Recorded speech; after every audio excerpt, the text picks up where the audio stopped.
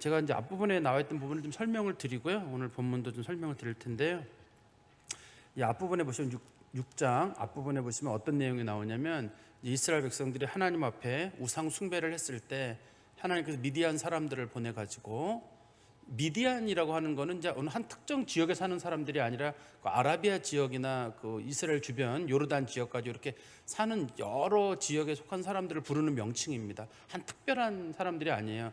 미디안 중에는 모세의 장인 이드로도 속해 있고, 미디안 중에는 또 그런가 하면은 또 다른 저쪽에 있는 미디안도 있는데, 그러니까 미디안을 이렇게 한 지역에 있는 사람들이 아니라는 것만 여러분들이 좀 알아두셨으면 좋겠고, 또 요 사람들이 어떻든 이스라엘을 쳐들어오고 하는 걸 보니까 멀리 있는 사람들은 아니겠죠. 아주 멀리 있는 사람들이 움직이기는 어려울 테니까요. 어떻든 그때 하나님께서 이스라엘 백성들이 미디안 족속들에게 7년 동안 고난을 당할 때 한 선지자를 보냈습니다. 그 선지자 이름은 성경에는 안 나오지만 그 선지자가 뭐라고 얘기했냐면, 너희들이 이렇게 어려움을 겪게 된 것은 하나님의 말씀 두 가지를 듣지 않았기 때문이다. 하나는 분명히 그 가나안의 7 족속을 쫓아내라고 했는데 너희들 왜 그걸 쫓아내지 않았느냐. 두 번째는 그 가나안에 있는 신들을 절대 두려워하지 말라고 했는데 왜 너희들 그걸 두려워했느냐. 그게 이제 하나님께서 두 가지를 가지고 이스라엘 백성들을 책망했거든요. 그런데 이스라엘 백성들은 가나안 사람들을 왜 쫓아내지 못했냐면, 자신들이 생각했던 것보다 너무 셌어요. 이 사람들이 철기 문명을 가지고 있는 사람들이라서 굉장히 센 사람들이라 자기들이 몰아내기가 어려웠습니다. 이스라엘 사람들 내에서는 변명거리가 있어요, 이게. 그렇지만 하나님은 쫓아낼 수 있다고 얘기했거든요. 근데 그들이 이게 머뭇머뭇거리는 사이에 가나안 사람들이 정비를 하고, 그 다음에 이스라엘 백성들하고 혼인 관계나 이런 걸 통해 가지고 함께 어울려 살면서 쫓아내지 못하게 됐습니다. 두 번째는 이 이스라엘 백성들이 살고 있는 이 가나안 지역이 비가 잘 안 내리는 지역이잖아요. 그러다 보니까 이스라엘 사람들이 뭐가 제일 걱정했냐면, 비가 내리냐 안 내리냐가 제일 걱정이니까 하나님을 믿더라도 비를 내리게 하는 신, 바알신이라고 하거든요. 비를 내리게 하는 그 바알신에게 이제 좀 기도를 하고, 또 곡식을 많이 자라게 하는 신을 아세라 신이라고 하거든요. 그 아세라 신에게 자신들이 제물을 바치고, 이 두 가지에 대해서는 자신들이 포기하지 못하는 거예요, 이게. 그래서 그 신, 만약에 내가 혹시라도 그 바알 신을 마음을 상하게 하면 바알 신이 비를 안 내린다든지, 또 아세라 신을 마음을 내가 상하게 하면 아세라 신이 곡식을 많이 주지 못하게 한다든지, 그럴까봐 늘 그냥 그 두 신에 대해서 전전긍긍했던 거라고 보시면 돼요. 우리는 생각할 때 나는 절대 안 그래 그러는데, 사실 현대인들의 신은 돈이에요. 성경에서 그걸 우리가 이제 맘몬이라고 부르잖아요. 현대 신들은 돈이에요. 돈이어가지고 사람들이 난 뭐 돈 그런 거 필요 없어 그런데도 불구하고 돈 문제에 딱 부딪히면 사람들이 이제 민감해진다는 걸 보시면 우리도 그 이해가 돼요. 이해가 되기 때문에 현재 그리스도인들이 내가 돈 문제를 정말 극복할 수 있을까? 하나님만 바라볼 수 있을까? 그러면 그 사람들보다 내가 나은 사람이지만 나도 똑같이 돈 문제에 대해서 늘 그냥 가슴 졸이고 그따 그러면 그 사람들과 우리가 비슷하다고 보시면 돼요. 뭐 두려워했다는 말은 무서워 벌벌 떨었다는 뜻이 아닙니다. 이게 성경에서는 두려워하다는 말과 예배하다는 말과 경배하다는 말이 같은 단어예요. 성경에서는 그게 같은 단어이기 때문에 우리가 예를 들어서 돈을 뭐 이렇게 좀 숭배한다, 소위 우리가 이제 배금 사상이라고 하는 돈을 숭배한다 그러면 그 돈을 제일 두려워하는 거고, 돈을 내가 가장 좋아하는 거고, 이런 뜻으로 보시면 될 것 같아요. 어떻든 간에 하나님께서 이스라엘 백성들이 하나님의 어떤 명령을 듣지 않았기 때문에 이런 일이 생겼다고 하나님 말씀하셨거든요. 그러던 차에 하나님께서 갑자기 이제 이스라엘 백성들을 구원해야 되겠다는 생각이 드셔가지고 하나님께서 누구에게 천사를 보내셨냐면 기드온에게 천사를 보내가지고, 기드온 네가 큰 용사가 돼서 이스라엘 백성들을 구원할 것이다, 그렇게 말씀을 하셨습니다. 근데 기드온이 그게 안 믿어지는 거예요. 그래서 기드온이 하나님 앞에 뭐라고 얘기하냐면, 하나님이 살아계시다면 왜 지금까지 우리가 어려움을 겪었을 때 하나님 왜 안 도와주셨습니까? 그런 질문 하나 던지거든요. 두 번째는 하나님이 그렇게 능력이 많으신 분이라면, 출애굽을 시키시고 또 광야길을 걷게 하시고 요단강을 건너게 하시고 해를 멈춘 그런 분이 우리 조상들에게 들었던 분이 맞다면 왜 우리가 이렇게 어려움을 겪는데 하나님은 이적을 안 보여주는 겁니까? 특히 이렇게 미디안이 우리를 이렇게 7년 동안 압박하는데도 하나님이 가만 계시다는 얘기는 결국은 하나님이 살아 계시다 할지라도 우리를 버렸다는 거 아닙니까?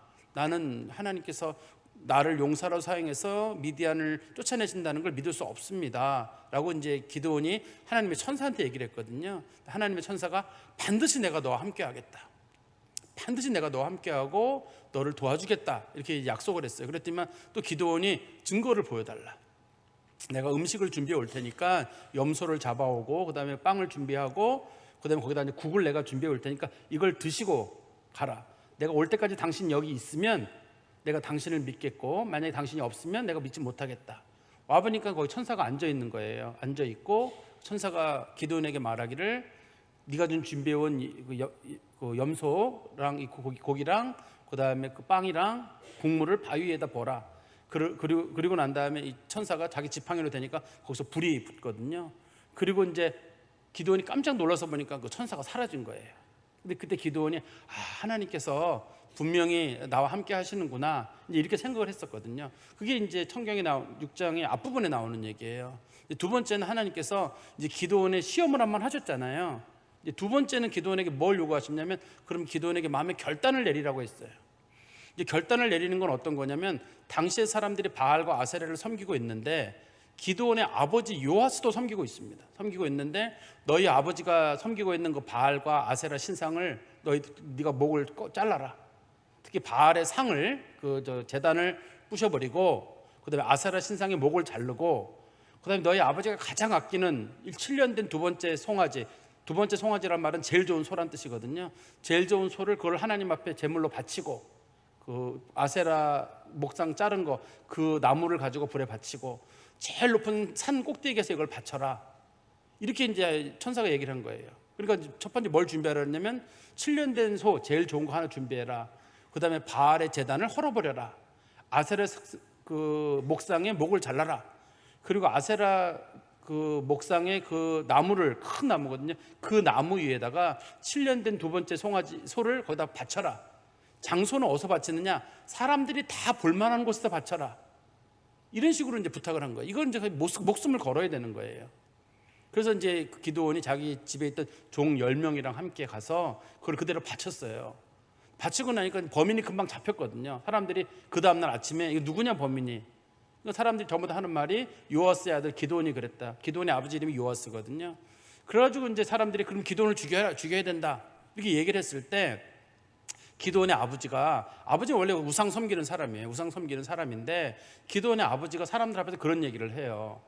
당신들 지금 뭐 때문에 싸우려고 하는 거냐? 바알 때문에 싸우는 거냐? 당신들이 그렇게 한다고 바알을 구할 수 있겠느냐? 바알이 만약에 진짜 신이라면 자기 단을 헐고 그 다음에 아세라 목상의 목을 잘랐다면 바알이 우리 아들을 내일 죽이지 않겠느냐? 내일 아침까지 우리 아들이 죽으면 바알이 살아있는 거고 진짜 신인 거고 우리 아들이 내일까지 살아있으면 죽지 않고 살아있으면 바알은 가짜인 거고 내일 아침까지 보면 되는 거 아니냐? 뭘 그런 걸 가지고 그러느냐? 실제로 일리 있는 얘기죠. 진짜 신이라면 한번 싸움을 해봐라. 진짜 내일 아침까지만 기다려보면 이 모든 문제가 해결되지 않겠느냐? 이런 식으로 얘기를 했거든요. 그러니까 사람들이 그래 그럼 내일까지 기다려보자. 내일까지 기다려봤는데 아무 일이 없거든요. 아무 일이 없고 나니까 사람들이 이 기드온의 아버지 요아스가 한 말이 맞고 또 기드온이 이 바알이나 아세라 신상을 헐어버린 게 이게 큰 죄가 되지 않으면 어차피 가짜 신인데 뭐 아무것도 없겠구나 이런 식으로 하고 사람들이 용기를 얻게 되거든요. 근데 이게 똑같은 거로 이스라엘 백성들이 또 공격을 당하는 일이 있습니다. 이 똑같은 걸 가지고 어디에 나오냐면 열왕기하 18장 32절부터 제가 설명을 드릴게요. 열왕기하 18장 32절부터 35절에 보면 어떤 얘기가 나오냐면 히스기야 왕 때 그 아수르 왕 사네립의 그 부하 랍사게가 쳐들어온 사건이 있습니다. 그때 당시에 쳐들어왔는데 그때 랍사게가 그런 말을 했어요. 만약에 너희 신이 살아있다면 여호와가 살아있다면 어떻게 우리가 여기까지 왔겠느냐? 하나님이 보내지 않았으면 우리가 여기까지 어떻게 왔겠느냐? 그리고 만약에 아수르의 신이 가짜라면 어떻게 그 모든 나라들을 다 이겼겠느냐? 한번 잘 생각해 봐라. 우리 신이 우리를 도왔고 우리 주변에 있는 많은 나라들, 아수르가 주변의 나라를 다 정복했는데 그들의 신이 아수르의 신을 못 이겼기 때문에 그런 거 아니냐? 우리가 여기 오는 것도 어차피 너희 하나님 여호와가 인정했으니까 우리 온 거 아니냐? 그러니 우리한테 항복해라. 그런 얘기를 해요. 그때 이스라엘 백성들이 할 말이 없어요. 진짜 하나님이 보냈나? 아수르가 대제국이거든요. 우리는 주로 바벨론만 큰 제국으로 보지만 아수르도 큰 제국이거든요. 그래서 이스라엘 백성 입을 딱 다물고 있어요. 이제 그날에 하나님께서 아수르 사람들 18만 5천 명을 그날 아침에 밤에 죽여버리거든요. 그때는 이제 성경에서 하나님이 참 신인 게 이제 증명이 돼요. 그 사건을 통해 가지고. 좀 전에 말씀드렸던 사건에서는 바알과 아세라가 어떻게 하지 못하거든요. 그렇지만 하나님은 하나님을 모욕한 사람이 있을 때는 하나님이 그 다음날 꼭 반드시 일을 처리하시거든요. 어떻든 간에 우리가 이제 그 성경에서 그런 내용을 좀 볼 수 있을 건데요. 어떻든 오늘 본문에 보면 이제 두 가지 일을 했잖아요. 하나는 하나님이 나타나셔가지고 내가 너를 용사로 만든다는 걸 내가 보여주겠다 약속을 하셨는데, 두 번째는 그럼 너도 마음에 결단을 해라. 결단을 했단 말이에요. 그러면 이제 이번엔 전쟁에 나가야 되잖아요. 전쟁에 나가야 됩니다. 이제는 지금 조금 전에 그 기드온이 일으켰던 그 사건, 산 위에다가 제단을 만들고 거기다 불을 피운 사건 있잖아요. 그게 이제 보였을 거 아닙니까? 멀리서도 보이거든요. 그 지역이 멀리서도 보이니까 그 사건을 놓고 이제부터 미디안 사람들과 아말렉 사람들과 동방 사람들이 쳐들어오는 거예요. 그 기드온이 한 사건이 동방 사람들과 아말렉 사람들이 쳐들어올수록 동기를 제공한 겁니다. 이제 이게 동기를 제공한 거기 때문에 만약에 이 전쟁에서 지게 되면 기드온과 기드온의 아버지는 이제부터 사람들에게 버림을 받게 돼요. 너 때문에 전쟁이 일어나가지고 우리 이렇게 만들었느냐, 이렇게 얘기가 나올 거고, 여기서 이기면 기드온이 이제 진짜 하나님을 섬기는 게 되고, 기드온도 이제 백성의 지도자가 되는 거예요, 이 사건이. 근데 기드온이 처음에 생각할 때는 그게 그렇게 큰 사건일 줄 몰랐을 거예요. 그냥 용기를 가지고 내가 그냥 산 꼭대기에다가, 성경에 산성이라고 돼 있거든요. 산 꼭대기에다가 내가 바알 신상 무너뜨린 거 그거보다 큰 제단 하나 만들고 거기다 아세라 목상 나무 거기다 불 붙여가지고 그 다음에 큰 소 한 마리를 제물로 바치고 그건 결단이면 되겠지 했는데, 그게 이제 전쟁으로 이루어지거든요. 오늘 한번 성경 말씀 33절에 보세요. 그때란 말은 제가 좀 전에 말씀드렸던 대로 제물을 바치고, 그리고 나서 사람들이 이제 기드온에게 저 사람이 바알과 다투는 사람이다 해가지고 여룻바알이라는 이름을 붙였을 때, 그때란 뜻입니다. 그때 미디안과 아말렉과 동방 사람들이 다 함께 모여 요단강을 건너와서 이스라엘 골짜기에 진을 친지라.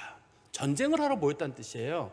원래 이 앞부분에 보시면 가나안 지역에 아말렉과 동방 사람들이 6장 3절에 한번 보세요. 6장 3절에 보시면 이스라엘이 파종할 때면 미디안과 아말렉과 동방 사람들이 치러 올라왔다 이렇게 돼 있잖아요. 이거는 정기적으로 오는 거예요. 이 씨를 뿌릴 때쯤 되면 이 사람들이 정기적으로 올라와서 이스라엘 사람들을 수탈하는 겁니다. 이거는 이제 전쟁이 아니라 그냥 수탈이에요. 오늘 본문에서는 전쟁이잖아요. 전쟁이 일어났으니까 이 사건이 동기가 된 거예요. 그냥 아말렉 사람들이나 미디안 사람, 동방 사람들이 그냥 정기적으로 온 게 아니라 기드온이 동기를 제공한 겁니다. 이게 동기를 제공했기 때문에 이 사건으로 해서 이제 기드온이 사람들에게 이제 입에 오르내리게 될 거예요. 이게 이제 기드온을 살릴 수도 있고 죽일 수도 있고, 이스라엘 백성도 이 사건으로 엄청난 피해를 볼 수도 있습니다. 이 사건으로. 근데 우리 이제 사사기에 보시면 중요한 규절이 하나 34절에 나오는데요. 이게 이제 성경에 보시면 사사들이 하나님이 사용을 받을 때마다 꼭 이 용어가 나옵니다. 여호와의 영이 여기 꼭 등장을 해요. 여호와의 영이라는 말이 나오면 벌써 이겼구나. 성경엔 이게 벌써 여기 답이 나오는 거예요. 여호와의 영이, 우리로 말하면 성령이죠. 여호와의 영이 기드온에게 임하시니 기드온이 나팔을 불매 아비에셀이 그의 뒤를 따라 부름을 받으니라. 이제 이때 하나님의 영이 그에게 임했다. 이런 말은 무슨 뜻이냐면 기드온의 전쟁이 아니라 이제부터는 하나님의 전쟁이에요. 이제부터는 하나님의 전쟁이에요. 우리가 기도를 하는 목적도 마찬가지입니다. 내가 이 문제를 풀겠다라고 기도하는 게 아니라 이 문제는 이제 하나님의 일입니다라고 하나님께 맡기는 게 기도인 거예요. 엄밀하게는 내가 아주 기도하지만 내가 이 문제를 어떻게 풀어야지 하는 게 아니라, 그래서 기도는 맡기는 거예요. 이거는 내 일이 아니라 이제부터는 하나님의 일입니다. 하나님의 일이니 하나님이 알아서 하십시오. 이 본문에서도 기드온이 나가 싸워서 이겼다. 우리는 보통 경우 이제 기드온이 뒤에 가면 300명의 용사들과 싸웠다. 기드온이 대단하다 이렇게 되겠지만, 하나님의 영이 여기서 개입했다는 게 제일 먼저 등장한다는 얘기는 이제부터는 하나님의 전쟁이기 때문에 지면 하나님이 지는 거고, 이기면 하나님이 이기는 거예요. 모든 면에서 하나님께서 여기서 역사하시는 거기 때문에 이제부터는 하나님의 전쟁이 된다는 걸 설명하는 거니까 이제부터는 기드온이 질 일이 없어요. 하나님의 영이 그에게 임했다고 되어 있는데, 성경에 보시면 여호와의 영이 기드온에게 임하셨다라고 되어 있는데, 임했다는 말의 뜻이 우리나라 성경에는 우리나라 말에는 왔다 이런 뜻이잖아요. 왔다라는 뜻이잖아요. 우리나라 말이 임했다는 말은.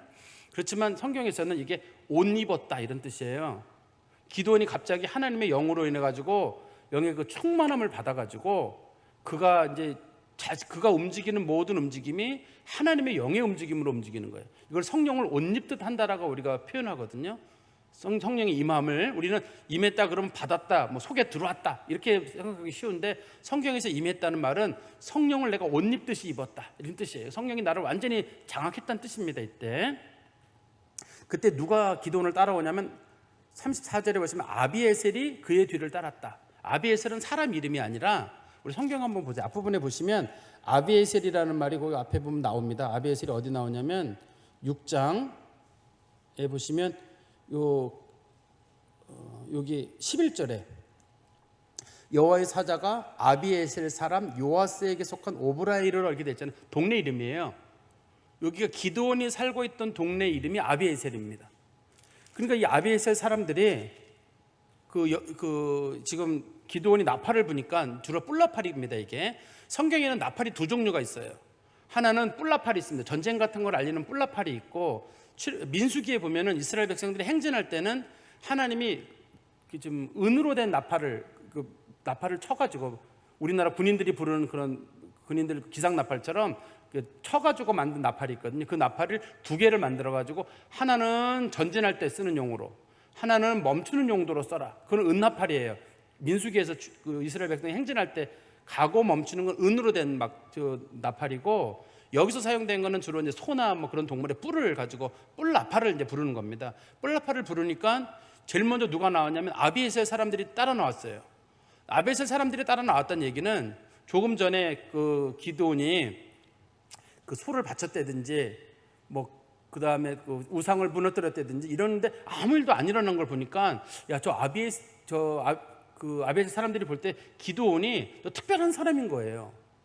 그리고 하나님이 저 사람을 돕는다는 걸 느낀 거고, 이 사람네들이 바알과 아세라는 아무것도 아니구나 이런 용기가 생긴 겁니다. 이 기드온을 보면서 저 사람이 비범한 사람이구나, 그리고 저 사람을 따라가면 괜찮겠구나 해가지고, 처음에는 이 아비에셀 사람들이 기드온을 죽이려고 했잖아요. 기드온 나와라, 우리가 죽이겠다라고 했는데, 그의 아버지 요아스의 말을 듣거나 사람들이 생각해 보니까 그 다음날까지 아무 일도 없거든요.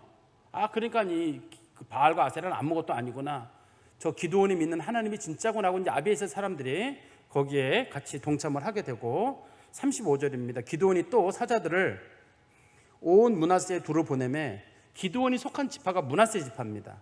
두루 보내매 그들도 모여서 그를 따르고, 또 사자들을 아셀과 스불론과 납달리에 보내매 그 무리도 올라와 그를 영접하더라. 우리 지도 잠깐 한번 보시겠어요? 저 지도에 보시면 저기 좀 위에 보시면 좀 분홍색 좀 맨 위쪽 좀 위에서 조금 위에 좀 보시면 거기에 그 무깃도라고 보이세요? 그 지중해 쪽으로 저 위에 지도를 좀 확대해서 보시면요, 저 지도 이쪽에 보시면 지도 중에서 왜 분홍색이나 이런 게 약간 짙은 색으로 된 부분 보이시죠? 거기쯤에 저 지중해 쪽으로 파란색이 지중해입니다. 그쪽에 잘 보시면 거기 무깃도라고 써 있어요. 그 무깃도라고 쓴 지역이 있거든요. 그 지역 주변, 그 무깃도 바로 옆에가 이스라엘이라고 해요. 그 다음에 저기 보이죠? 스불론, 이사갈, 아셀, 거기 보시면 므낫세 그 위에 중간쯤에 무깃도라고 보이시죠? 그 무깃도에서 오른쪽이 이스라엘 평원이에요. 이스라엘 평원에 무깃도라는 지역이 있는 겁니다. 저기가 전쟁이 일어나면 다 저기서 일어난다 그랬잖아요. 저기 전쟁이 일어났는데, 저기 주변에 있는 지파들 위에 보시면 아셀 지파가 있잖아요. 지금 아자 말고 셀잔 중간에 잘렸잖아요. 거기가 아셀 지파가 있고 스불론이 있고, 아셀 보이시죠? 납달리, 스불론, 이사갈은 참석하지 않았고, 그다음에 서쪽 므낫세 사람들, 그 전쟁이 일어난 데가 거기기 때문에 그래요. 거기서 우리가 성경에서 이제 흔히 얘기하는 이스라엘 평원을 다른 말로는 무깃도라고도 부르고, 신약 성경에서는 거기를 아마겟돈이라고 우리가 흔히 부르죠. 같은 장소. 거기가 큰 평원이어서 그래요. 큰 평원이어서 그런 일이 있습니다. 지도는 치워될 것 같아요. 지금 우리 아까 왜 제가 거기를 말씀드렸냐면 여기 다시 보세요. 여기 앞부분에 보면 나와요. 33절에 보시면 그때 미디안과 아말렉과 동방 사람들이 다 함께 모여 요단강을 건너와서 이스라엘 골짜기에 진을 친지라 이렇게 돼 있잖아요. 근데 우리가 성경에서 골짜기 그러면 산과 산 사이에 이렇게 움푹 파인 부분을 우리는 골짜기라고 부르잖아요. 근데 성경에서는 골짜기가 평지란 뜻이에요. 일반적으로 이게 표현이에요. 골짜기가 평지란 뜻이니까 우리나라 말의 골짜기를 그렇게 부르는 용도랑은 좀 다르게 보시면 돼요. 여기를. 그래서 그 주변에 있는 사람들이 그 전쟁에 참여하게 됐는데 그 주변에 있는 사람들이 참전한 이유는 두 가지일 거예요. 하나는 전쟁이 일어난 자리가 마침 그 자리고 이스라엘 평원이 있는 자리이기도 하지만 두 번째는 이 전쟁에 누가 참여를 하지 않았냐면 잘 보시면 에브라임도 참석을 안 했고 밑에 있던 유다도 참석을 안 했고 베냐민도 참석을 안 했어요. 이 전쟁에 참여를 하지 않았기 때문에 그 지역에 있는 사람들이 그동안 미디안 때문에 가장 고통을 많이 겪었던 사람들인 것 같아요. 그러니까 이 미디안 사람들이 이스라엘 전체를 침공한 게 아니라 위쪽 지방이 상당히 약세입니다. 지금 왜냐면 밑에는 강한 유다 지파가 끼고 있고 갈렙의 후손들이 거기를 잡고 있고 또 이스라엘의 여호수아의 후손들인 에브라임이 거기에 중요한 자리를 찾고 있거든요. 그쪽 지역은 공격을 못하고 상대적으로 좀 이렇게 약세라고 생각하는 그쪽 지역을 미디안 사람들이 수시로 공격을 했는데 당시에 이스라엘은 중앙 집권 체제가 아니라 지파 공동체예요. 전쟁이 일어나면 지파에서 서로 힘을 모아서 이렇게 하는 건데 당시에 미디안이 쳐들어오고 그러는 사이에 이스라엘이 어떤 좀 나름대로 영적인 어떤 그런 구심점도 없고 지도자도 없다 보니까 이스라엘이나 미디안에게 속수무책으로 당하는데 유다 지파가 거길 도와주지 않는 걸 보니까 윗사람들만 어려움을 겪었고 밑에는 일이 없었다는 얘기잖아요. 만약에 밑에까지 어려웠으면 유다 지파도 참석을 하죠. 거기에 유다 지파가 항상 전쟁에 참석을 하잖아요. 그러니까 유다 지파가 참석을 하지 않았다는 얘기는 주로 어려움을 겪었던 사람들이 그 위쪽에 있는 사람들, 아까 말씀드렸던 그 사람들이라고 보시면 될 것 같아요. 근데 어떻든 간에 우리가 여기까지 본문에 보면 이 일에 있어서 가장 중요한 단어는 여호와의 영이 기드온에게 임했다. 이게 제일 중요한 용어예요. 기드온이 싸웠다가 초점이 아니라 하나님이 싸웠다가 그 일의 중심이 되기 때문에 그래요. 이제는 하나님의 영이 그 일에 개입을 하게 되고 하나님이 이끌어 가시고 하나님이 싸워가는 거예요. 이게 우리 그리스도인들도 똑같이 좀 생각하셔야 돼요. 왜냐하면 그리스도인들도 우리가 성령의 사람들이라고 부른단 말이에요, 우리를. 근데 우리는 웬만하면 내 힘으로 뭘 하고 싶어요. 내 힘으로 뭘 하고 싶어요. 내가 노력을 해서 내가 뭐를 했어. 근데 이 일에서 가장 지혜로운 방법은 하나님이 그 일에 개입하도록 만드는 거예요. 물론 여기서는 다릅니다. 여기서는 하나님의 영이 그냥 강권적으로 임한 경우지만 보통의 경우는 하나님의 영은 어떻게 임하냐면 우리가 기도하는 가운데 하나님의 역사가 일어나고 성령의 역사가 나타나거든요. 그래서 우리 그리스도인들이 어떤 일을 할 때 하나님의 일이 되도록, 그러니까 첫 번째는 저는 기도하는 일이 첫 번째예요. 하나님 도와달라고 기도하는 게 첫 번째고, 두 번째는 우리들 마음속에서 하나님이 이 일을 맡아달라고 하나님께 맡기는 거예요. 이게 하나님의 전쟁이 되도록. 만약에 여러분들이 누군가 개인적으로 막 큰 모욕을 당한 사건이 있었어요. 여러분들이 그 모욕을 어떻게 풀 것인가로 막 고민하기보다는 하나님, 제가 이런 일을 겪었는데 사실 저는 아무 잘못도 없다. 내가 생각해 볼 때 하나님 앞에 이 문제는 하나님이 풀어줬으면 좋겠다. 그 싸움에서 내가 괜히 싸워가지고 내가 그 일을 하는 게 아니라. 그래서 다윗도 시편에 보면 꼭 그런 얘기가 많이 나오고, 다윗이 그 사울 왕이나 다른 사람들을 욕할 때 하나님, 이 사람이 저를 욕했는데 그 사람이 저를 욕한 것이고 하나님을 욕한 거니까 하나님이 맡아주십시오. 하나님이 책임져 주십시오. 그래서 하나님께 맡겨버려요. 그래서 다윗이 자기가 싸우면 사람들이 그 사람 사울왕하고 싸웠대. 그 사람이 부하였는데 싸웠대. 하나님의 종을 건드렸대. 뭐 이런 얘기 나올까 봐 자기는 일절 싸우지 않아요. 그냥 하나님 앞에 맡기는 거예요. 그래서 하나님이 그 사울왕의 가족들을 다 죽이시잖아요. 그런 일이 생기는 거예요. 그게 하나님 앞에 맡기는 건데 남들이 나는 하나님께 맡길 거야, 이게 사람들이 볼 때는 미련해 보이거든요. 무섭지도 않아요. 그렇지만 성경에서는 하나님께 맡기는 게 제일 무서운 거예요. 누가 막 뭐라 그럴 때 그래, 내가 사람들하고 서로 얘기하고 다투는 것보다 하나님께 맡기는 게 좋다. 또 그것뿐만 아니라 어떤 질병의 문제가 놓였을 때도 이 문제를 가지고 내가 근심 걱정한다고 문제가 풀어지는 건 아니잖아요. 이 문제도 하나님이 풀어달라고. 이 문제 때문에 내가 고민하고자 뭐 된 방법이 없으니까 이건 하나님이 풀어달라고. 이런 걸 전부 다 맡기는 걸 우리가 다른 말로 믿음이라고 불러요. 이게 믿음이라고 부릅니다. 한번 여러분들의 마음속에 내가 100% 맡겼을 때는 마음의 평화가 있지만 100% 맡기지 않으면 마음의 평화는 없어요. 맡기긴 맡기는데 평화가 없어요. 이게 한번 100% 맡긴 사람들은 남들이 볼 때는 아유 저 사람은 뭐 저런 일에 관심도 없나 그러는데 관심이 없어서가 아니라 내 힘으로 안 되니까 하나님께 맡기는 거거든요. 이 문제를. 그럼 그때부터는 마음이 평화로워요. 우리는 어차피 하루하루 사는 거거든요. 우리는 내일 무슨 일이 일어날지 몰라요. 그냥 하루하루 사는 거니까 내일 일은 난 모르는데 한날 괴로우면 그날에 족하다 하는 마음으로 하나님께 맡기는 건데, 지금 이 본문에서도 가장 중요하게 사용된 용어는 여호와의 영이 기드온에게 임했다는 거예요. 그러면 앞에 나오는 모든 사사들도 마찬가지입니다. 여호와의 영이 임했다 그러면 벌써 전쟁은 끝났다 이런 뜻이에요. 성경에서는 전쟁이 끝났다는 뜻이거든요. 그러니까 우리도 지혜로운 방법은 하나님의 영이 우리 가운데 역사하도록 기도하는 방법 하나, 하나님 도와달라고 간절한 마음으로 기도하는 거예요. 우리 예수님의 제자들을 하나님께 사용하실 때 성령 강림이 있었고, 그 다음에 사도행전 6장에서 7 집사를 세울 때에도 성령 믿음이 좋고 성령에 충만한 사람들을 세웠고, 모든 일을 할 때마다 성령의 역사예요. 성령의 역사가 눈에 보이지 않습니다. 눈에 보이지 않습니다만 우리는 하나님의 일은 기도하고 맡기면 하나님이 책임진다 하는 그런 마음으로 하나님의 영이 이 문제를 풀어주십시오 하는 마음으로 우리 그리스도인들이 기도하는 게 필요합니다. 그리고 36절에 기드온이 하나님께 여쭈되 주께서 이미 말씀하신 같이 내 손으로 이스라엘을 구원하시려거든 보소서 내가 양털 한 뭉치를 타작마당에 두리니 만일 이슬이 양털에만 있고 주변 땅은 마르면 주께서 이미 말씀하신 것 같이 내 손으로 이스라엘을 구원하실 줄을 내가 알겠나이다 하였더니, 이제 그런데도 불구하고 지금 기드온의 마음속에 두려운 마음이 있어요. 왜 두려운 마음이 있냐면 쳐들어오는 적의 숫자가 너무 많아요.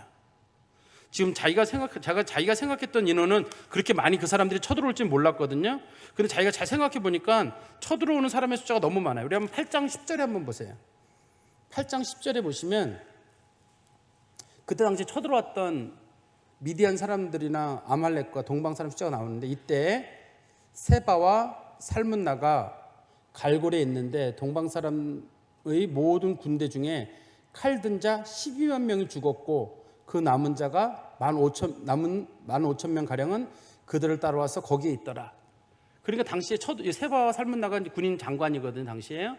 미디안의 군대 장관 이름들인데, 이때 당시 쳐들어온 사람의 숫자가 13만 5천 명이에요.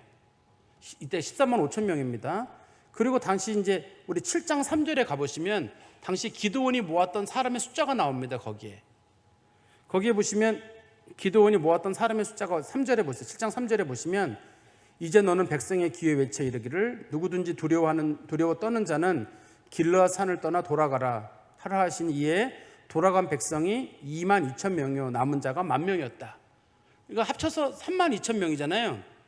3만 2천 명 대 이 지금 13만 5천 명이 전쟁을 하는 거예요. 그러니까 기드온이 봤을 때 전쟁이 안 될 것 같아요. 물론 뒤에 가면 하나님께서 10,000명 중에도 너무 많다.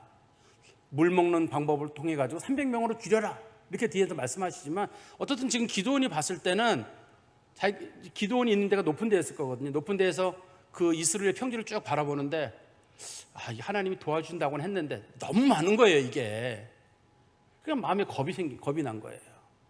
겁이 나니까, 물론 그 전에 자기가 하나님 만난 사건이 있었잖아요. 자기네 집 앞 상수리 나무에서 만난 사건이 있었고, 또 그때 지팡이 이러다가 이렇게 음식물에 손을 댔더니만 그 염소나 빵이나 국물이 다 불에 타버린 사건도 있었잖아요. 그런 일은 있었지만 진짜 자기가 하나님의 능력을 본 사건은 없어요. 이건 하나님이 아니면 할 수 없는 그런 능력을 자기가 꼭 봐야 되겠는 거예요. 그러지 않고서는 이게 할 수가 없는 거예요. 물론 이거는 기드온이 해서는 안 돼요. 이 본문 앞에 제가 말씀드렸듯이 기드온은 성령을 입은 사람이라고 되어 있잖아요. 하나님의 성령의 감동을 받은 사람들이 하나님을 의심해가지고 하나님을 시험하는 건 안 돼요. 그런데 아직까지 기드온이 너무나 연약하기 때문에 하나님께서 기드온을 불쌍히 여겨가지고 기드온에게 이제 증거를 보여주거든요. 그러니까 기드온이 뭘 하나님께 부탁하냐면, 자기가 지금 하나님을 만난 사건이 있어요. 천사를 만난 사건이 있고, 그다음에 천사가 그 음식물을 불에 태운 사건도 있고, 또 약속하신 것도 있고, 또 자기가 그 우상을 불에 태우고 재물을 불에 태웠을 때에도 하나님이 도와준 사건도 있고, 거긴 다 좋아요. 근데 그런 것들은 왠지 그냥 하나님이 살아계시다는 것 정도인데, 자기가 원하는 건 정말 하나님은 초자연적인 능력을 보이신다는 뭐 좀 이렇게 확 분명한 뭐가 좀 있었으면 좋겠는 거예요, 기드온이. 그래야지 자기가 저 13만 5천 명하고 나가 싸우죠. 지금 이스라엘 백성들은 7년 동안에 산속에 숨어 살던 사람들이고, 기드온도 몰래 그 포도즙 짜는 틀에서 곡식 짤 정도로 겁이 많은 사람이거든요. 근데 전쟁에 나가야 되는 사건이니까 하나님 앞에 두 가지를 부탁하게 되는데, 첫 번째가 뭐냐면 그 양털 한 뭉치를 타작마당에 두리니 만일 이슬이 양털에만 있고 주변에 땅이 마르면 주께서 이미 말씀하신 대로 내 손으로 이스라엘을 구원하신 내가 알겠다. 근데 우리가 볼 때는 아무것도 아닌 것 같아요. 이 기드온이 어떻게 한 거냐면 큰 타작마당에다가 양털 이렇게 한 뭉치를 준비한 거예요. 요거를 이제 갖다 놓으면서 하나님, 이제 내가 요걸 놔둘 테니까 아침에 내가 다시 와볼 테니까 요 양털에만 이슬이 있고 나머지는 다 마르면 나는 하나님께서 나를 통해서 이스라엘을 구원하신 줄 알겠습니다. 근데 우리가 볼 때는 다 마르고 양털만 있어 누가 갖다 물 버버리면 그냥 끝날 것 같은데, 그죠? 별것도 아닐 것 같아요, 우리가 볼 때는요, 이게. 근데 기드온은 이걸 하나님 앞에 얘기를 꺼내놓은 거예요, 이게. 그럼 기드온이 봤을 때 이게 뭐보다 큰 사건이냐면, 앞에서 하나님의 그 천사가 나타나가지고 그 염소 고기라든지 그다음에 빵이라든지 국물을 불에 태운 거, 그다음에 천사가 갑자기 사라진 거, 그것보다 이게 더 큰 사건이라고 봤으니까 이걸 얘기한 거지, 아무것도 아닌 걸, 말도 안 되는 걸 가지고 내놓진 않았을 거예요. 이게 큰 사건인 거예요. 기드온이 봤을 때 큰 사건이니까 이걸 하는 거예요. 이게 왜 이게 큰 사건이냐면, 지금 이슬을 내려달라고 부탁을 한 건데 이슬이 그렇게 많이 내리는 일은 없는 거예요, 이게. 그러니까 이스라엘이 원래 그 이슬 때문에 이스라엘 백성들이 농사를 짓고 살잖아요. 이슬로 농사를 짓고 사는데 다른 데는 이슬이 내리면 안 돼요. 딱 거기만 이슬이 내려야 되는데, 근데 그 이슬이 조금 내려가지고 햇빛 쬐면 말라버릴 거 아니에요. 근데 이 본문에 보시면 이슬이 얼마나 많이 내렸냐면, 우리 38절에 보세요. 그들의 된지라 이튿날 기드온이 일찍이 일어나서 양털을 가져다가 그 양털에서 이슬을 짜니 물이 그릇에 가득하더라. 이 얘기는 양털이 물에 완전히 젖었다는 얘기 아니에요. 완전히 젖을 정도로 많이 내렸는데, 아까도 말씀드렸지, 우리가 볼 때는 이게 왜 이적이 되는지를 와닿지가 않아요. 그런데 이스라엘 같이 건조한 지역에 그렇게 이슬이 내려도 그렇게 많이 내리지 않고 겨우 이슬이 며칠 정도여야 되는데, 비가 내린 건 아니잖아요. 비가 내렸으면 주변이 다 젖어야 되거든요. 비가 내린 건 아니고, 그렇다고 해서 이슬도 이렇게 많이 내리는 건 아니고, 그게 분명히 이게 젖어야 되는 건데 젖기만 하면 되는 거거든요. 근데 젖는 정도가 아니라 완전히 젖었단 말이에요. 근데 이 사건을 놓고 기드온도 똑같은 생각이 들었나 봐요. 기드온이 또 두 번째 하나님께 다시 이런 얘기를 합니다. 39절에 기드온이 또 하나님께 여쭈되 주여 내게 노하지 마옵소서.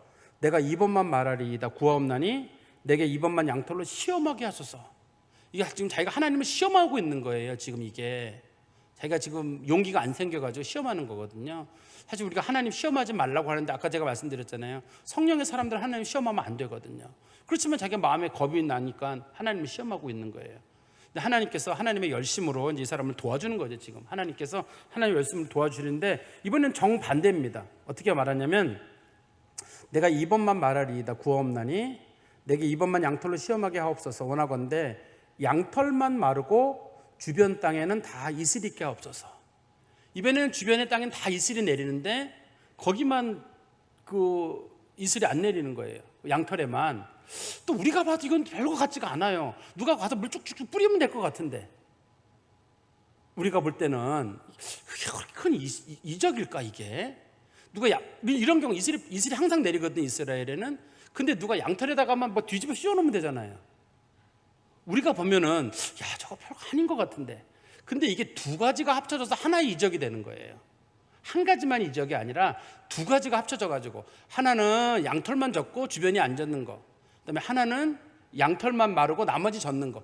이 두 가지가 동시에 있으니까, 한 가지만 있으면은 우연이라고 누가 얘기할 거예요. 누가 얘기하기를 그거 글쎄 내가 물 갖다 붓는데 그럼 끝나는 일이고, 그게 어떻게 이적이 될 거냐 할 거고, 두 번째는 이슬이 다 내렸는데 거기만 양털만 말랐다 그러면 누가 뭐 바가지 뒤집어서 씌워놨겠지. 그럼 이제 끝나는 일이거든요. 근데 두 가지가 동시에 있는 일이고, 이게 조그만 지역에, 넓은 지역에 있는 일이다 보니까 기드온이 봤을 때도 이건 하나님이 하시는 일이다. 그러니까 성경에 나오는 이적 중에 이게 엄청 큰 이적이에요. 그러니까 기드온이 이걸 보고 용기를 얻어가지고 13만 5천 명하고 싸우러 나가는 거거든요. 후에 가면 이제 300명의 용사랑 싸우잖아요. 300명 대 13만 5천 명이 싸우는데 기드온이 용기를 냈다는 건 이게 엄청나게 큰 이적이에요. 그러니까 이게 우리가 봤을 때 이스라엘의 지경을 잘 모른다든지, 근데 우리식 생각으로는 이게 별로 큰 이적처럼 보이지 않습니다만 성경에서는 굉장히 큰 이적인 건 분명해요. 하나님께서 이 하나님의 열심을 가지고 이 기드온을 도와주시는 거예요. 기드온은 하나님을 시험했거든요. 하나님께서 너 왜 나를 시험하느냐, 시험이라는 용어가 나왔으니까 그래야 되는데, 이럴 때는 기드온 때문에 기드온이 시험했으니까 내가 한다 이런 게 아니라 하나님의 이적은 항상 하나님께서 하나님의 열심으로 일을 이루시는 거예요. 내가 사랑하기 때문에, 그 다음에 내가 이스라엘을 돕고 싶은 마음 때문에.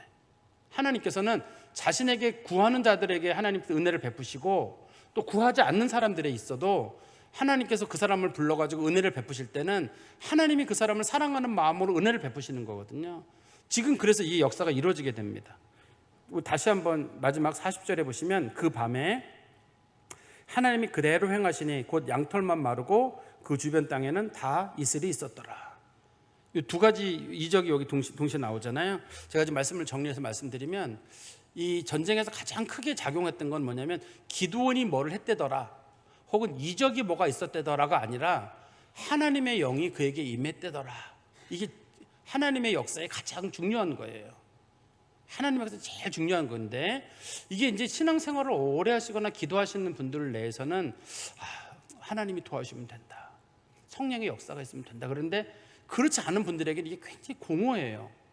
그냥 목사님이 맨날 성령 얘기는 하시는데 나는 성령은 있는지 없는지도 모르겠고 그냥 있다고 해야 되는 건가? 없다 그러면 왠지 내가 또 이게 믿음이 없는 것 같고, 성령이 도와주신다 그러면 아멘은 해야 되는데 안 하면 또 그런 것 같은데, 하긴 했는데 나는 그 역사를 뭐 기대해 본 적도 없고. 사실 그게 이제 성령의 역사에 대한 생각이거든요. 제가 언젠가 한번 우스갯소리로 그런 얘기를 한번 말씀드린 적이 있어요. 성령 있잖아요. 성령이 요즘 사람들에게는 성냥하고 비슷해요. 불 켜는 성냥 아시죠? 불을 켜는데 옛날에는 항상 성냥을 사용했거든요. 옛날에는 하나님께서 항상 무슨 역사 이러면 성령으로 역사를 하셨어요. 그런 것처럼 사람들이 이 성냥으로 불을 켰거든요, 옛날에는. 근데 요즘 사람들은 라이터가 있다 보니까 이 성냥으로 불 켜는 일은 없어요. 요즘 사람들은 성령의 역사에 대해서 말로는 믿지만 그냥 내 힘으로 하고 말지. 그래서 성령의 역사를 말로는 성령하고 그러는데 정말 마음속에서는 아이 뭐 있긴 뭐 있어요, 내 힘으로 하고 말지. 이런 일이 굉장히 많아요. 근데 성경에서는 항상 중요한 사건, 제자를 파송하는 사건이든 하나님이 누구를 세우시든 전쟁을 하든 뭐든 간에 항상 기본적인 전제는 성령이에요. 하나님의 영이 그에게 임했다. 그러면 그때부터는 하나님이 그 일을 하시는 거고, 그때부터는 그 내 일이 아니에요. 내 일이 아니라 그거는 하나님의 일이기 때문에 그때부터 나는 그걸 하나님께 맡기고 하나님 앞에 나는 좀 마음의 자유를 누리는 거예요. 근데 그걸 맡기려면 다 내려놔야 돼요. 내려놔야 돼, 그게. 그 제가 언제도 말씀드렸습니다만, 믿음이라고 하는 것이 한편으로는 믿음이라는 게 하나님 죄 믿습니다 꼭 붙잡는 거지만, 한편으로는 나는 모릅니다, 이건 하나님의 일입니다 라고 다 맡기는 거예요. 그게 또 믿음이기도 해요. 남들은 무책임하다고 할 거거든요. 근데 우리가 붙잡아서 되는 일이 있고 놔서 되는 일이 있는데, 더 나은 믿음은 맡기는 거예요. 하나님 알아서 하시겠지. 그럼 사람들은 옆에서 보면서 너 포기했냐가 아니라 하나님께 맡기는 거예요. 성경에서는 그걸 성도들은 맡겼다고 그러고 다른 말로 믿음이라고 부르는 거고, 주변에 있는 사람들은 예수 믿는 사람들은 뭐 하다가 중간에 안 되면 다 맡겼대, 그리고 그냥 책임도 안 진다 그런데, 그렇게 생각하기 쉬워요. 그렇지만 우리는 하나님의 역사를 믿기 때문에 하나님께 기도하고 나서는 받은 줄로 믿는 거예요. 그리고 맡기는 거예요. 그래서 믿고 구한 것은 받은 줄로 믿으라. 그러니까 그 사람이 맡기고 가는 거예요. 하나님 알아서 하시겠지, 하나님 알아서 하시겠지 하고 이거 맡기는 거예요. 그러면 그 다음부터는 문제가 편해져요.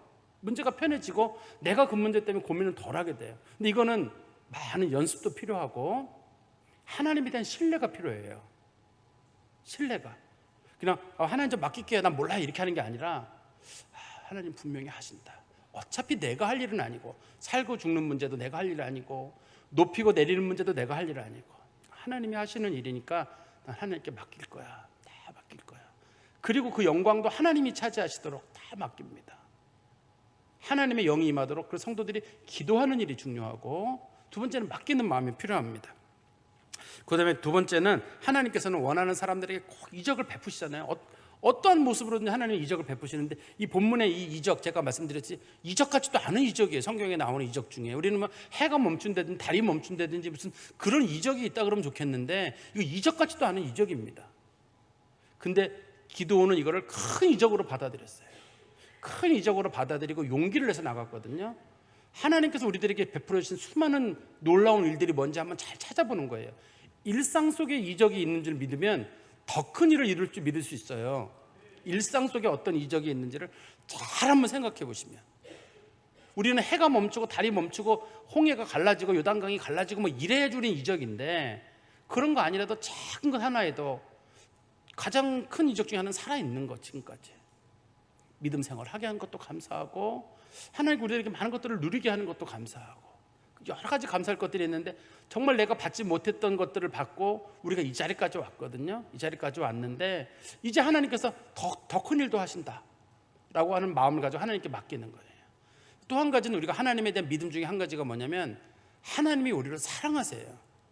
그 내가 때로는 기도하지 못하고 내가 열심히 없어도 하나님의 열심히 일을 이루셔요.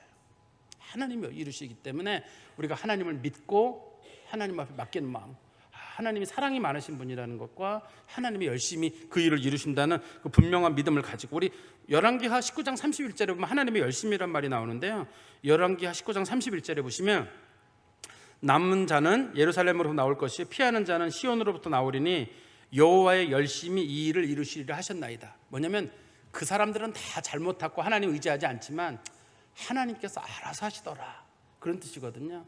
하나님이 사랑하시는 일, 하나님이 알아서 하시는 일이 있으니까 우리가 기도가 안 나올 때에도 하나님 알아서 하실 거야, 한번 하나님의 열심히 그 일을 이루시리라 하는 마음으로 맡기는 마음, 성도들 가지시기를 간절히 소망합니다.